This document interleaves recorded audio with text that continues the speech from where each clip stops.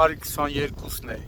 Արագածոտի մարզից դեպի Լոռու մարզ, ժողովրդին ավելի շատ հայտնի Սպիտակի ոլորանների սկզբնամասում ենք, այն հանրայդ Լոռու մարզը, որ գրած է Դբալավը, այդ հատվածում ենք, մուք է, ճանապարհը այնպես չի, որ մշակված չի, մշակված է, ձյունը հեռացված է, բայց մուքը իր սև գործը անում է։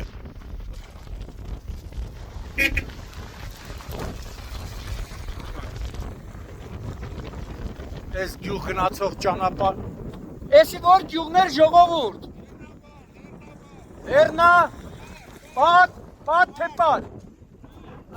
Լեռնապատ հանրայդ այս գյուղն է, որ հենց ձմեռը գալիս է, այստեղով երթևեկությունը դառնում է, որ ասում է Ինչա։ Ատեք բանը կանգ առը հենա փակ է, թե ինչ անեն են։ Գյուղի ճանապարհն ամբողջությամբ փակ է կարելի ասել, անանցանելի է։ Անիմի մարդիկ չգիտեմ ոնց գնան։ Ճանապարհն էլ սպասարկում է դեպի այնտեղ։ Հեն Մարտիրոսյան սպան, էնի բաց է։ Սա եթե չեմ սխալվում Լոռու ճանշինը պիտի բանանի։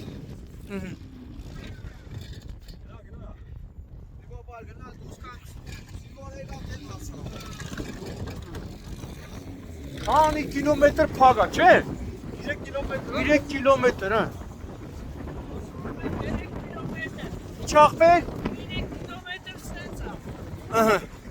Ճանապարհը լրիվ գյուղ գնացող, ամբողջությամբ փակ է, հա, տեսնում եք։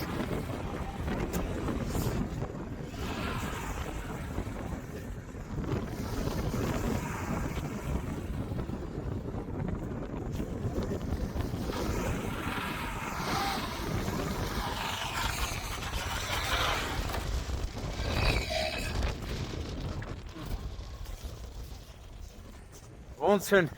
կարելի ասել գյուղը կտրվել է արտաքին աշխարհից։ Սա էլ դեպի Սպիտակի Պերևալներ։ Չի կարնալու գնա։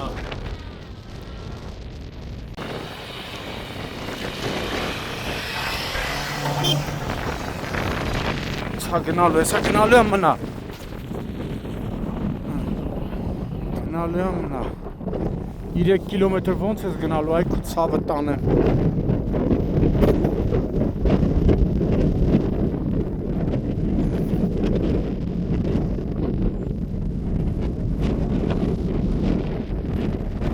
Էլ կանգառի տեղն է։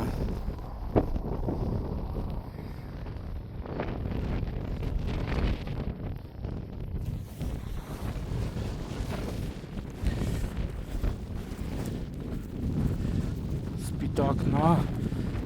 ասում է դեպա լավը։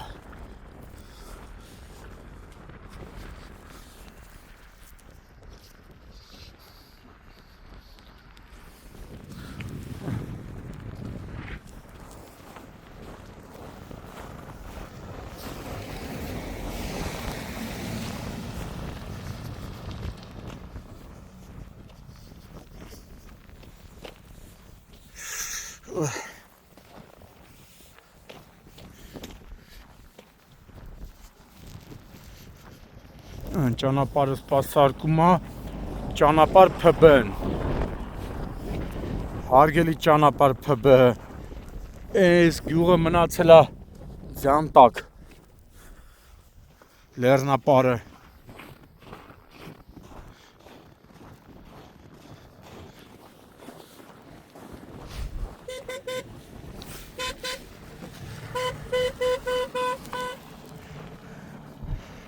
Ժողովուրդ ջան, մտանք լեգենդների մարզ, Թումանյանի, Մաթևոսյանի, Սոս Սարգսյանի,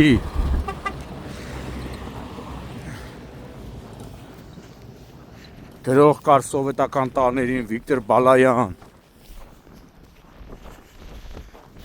դետեկտիվ ժանրի գրող։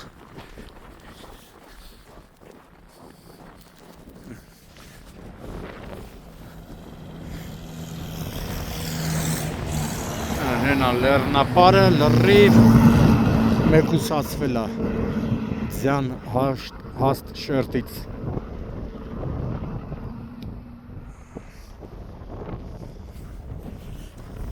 Կտրում է ցուրտ աղավը ժողովուրդ ջան։